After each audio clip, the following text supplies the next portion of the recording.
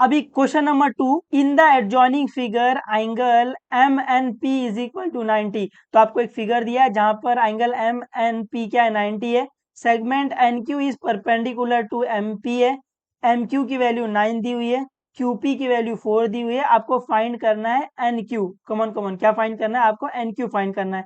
तो फिगर में देखो, फिगर में आपको एंगल एम एन पी क्या दिया हुआ है, 90। तो आपको दिख रहा है फिगर में एंगल एम एन पी क्या है, 90 है। तो ये बना दिया है।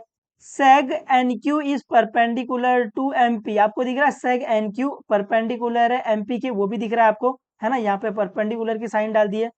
फिर M Q is equal to 9 है। एम क्यू कहाँ, ये रहा एम क्यू।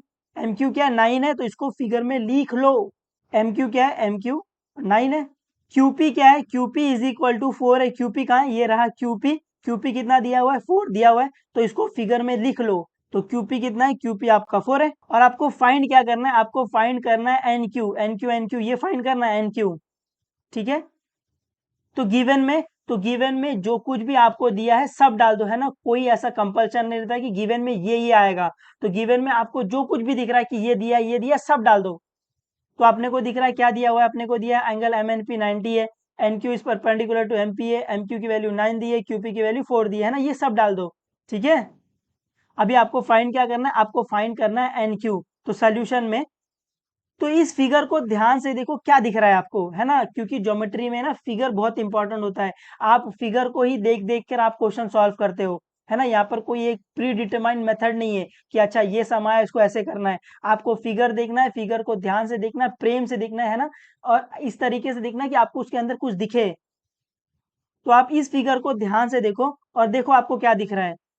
तो मैं बोलूँ, अगर आप इस फिगर को ध्यान से देखोगे तो आप बोलोगे सर एक राइट एंगल ट्रायंगल दिख रहा है और एक लाइन में दो परपेंडिकुलर दिख रहा है। तो दिखा आपको राइट एंगल ट्रायंगल में एक लाइन में दो परपेंडिकुलर। तो geometrical mean theorem, geometrical mean theorem क्या है, good morning square is equal to Anna की शादी नैंस के साथ, कहाँ पर, हाइपोटेनस पर। दिखा सबको ये एक लाइन में दो परपेंडिकुलर। तो यहाँ पर अपन क्या यूज करेंगे, ज्योमेट्रिकल मीन थ्योरम। तो सॉल्यूशन में फर्स्ट वाला ज्योमेट्रिकल मीन थ्योरम अपने को दिख गया कि ज्योमेट्रिकल मीन थ्योरम अप्लाई करना है, बट उसके लिए पहले आपको वो लिखना पड़ेगा in triangle M N P और N Q is perpendicular to M P, है ना। तो ही आप ज्योमेट्रिकल मीन लगा सकते हो। तो लिखेंगे इन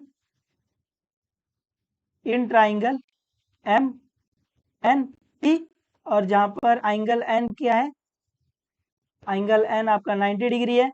एंड आपको दिख रहा है कि N Q is perpendicular to hypotenuse M P, दिखा आपको।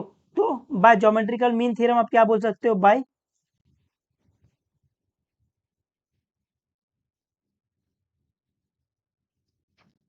Geometrical mean theorem. तो बाय ज्योमेट्रिकल मीन थ्योरम आप क्या बोल सकते हो, good morning square is equal to Anna की शादी नैन्सी के साथ, कहां पर, हाइपोटेनस पर। तो ये आएगा N Q square is equal to M Q into Q P. अभी जिस जिस की वैल्यू पता है वो डाल लो। तो क्या पता है आपको, N Q N Q N Q तो फाइंड करना है। तो ये आएगा N Q square is equal to M Q कितना है, एम क्यू 9 है, और क्यू पी कितना है, क्यू पी 4 है। अपन इसको और सॉल्व कर सकते हैं बिल्कुल।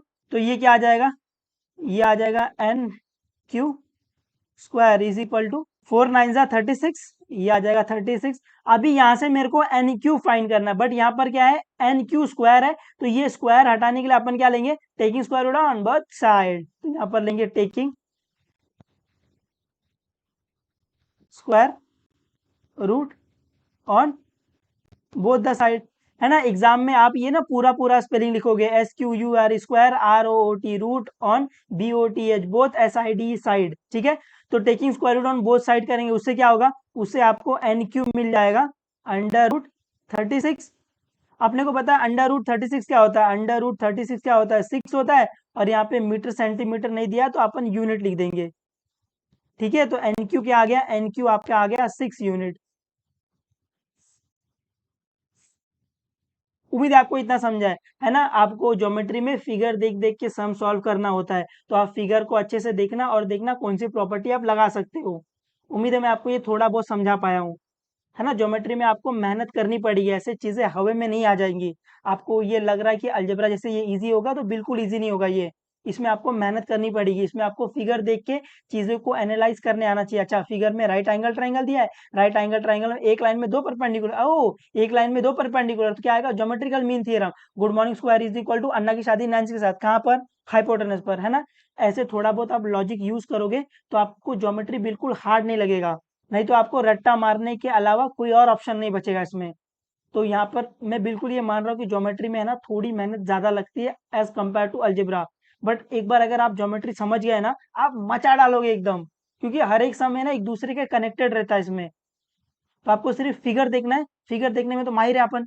आपको फिगर देखना है, फिगर देख के आपको देखना है, अच्छा फिगर में ये दिया, ये पूछा है, तो मैं कौन सा थियरम, कौन सी प्रॉपर्टी लगा सकता हूँ, है ना। एक बार आपने ये सोच डेवलप कर ली ना, मैं बता रहा हूँ कसम से, ज्योमेट्री इतना इजी हो जाएगा कि पूछो मत, है ना। बात मानना मेरी, अगर आप ये डेवलप नहीं कर पाए ना सोचने वाला चीज, तो आप ज्योमेट्री में पागल हो जाओगे एकदम। ठीक है। मैं ये बिल्कुल मान रहा हूँ कि ये एकदम से नहीं आएगा, बट आप धीरे धीरे प्रैक्टिस करोगे ना, फिगर को देखोगे, फिगर को आपको देख के चीजें दिखेंगी। अच्छा, ये राइट एंगल ट्राइंगल है, एक लाइन में दो परपेंडिकुलर है, ये है, ऐसे देखोगे ना, तो आपको चीजें आराम आराम से समझ में आने लगेगी। स्टार्टिंग स्टार्टिंग में ये मुश्किल होगा, मैं बिल्कुल मान रहा हूँ, बट आप इस तरीके से पढ़ोगे तो एक दो महीने के बाद आप देखोगे आप में फर्क आएगा, है ना। आप चीजों को अपने आप सॉल्व कर पाओगे। तो पढ़ते रहो, जो भी डाउट रहेगा पूछ लेना, कोई दिक्कत नहीं है।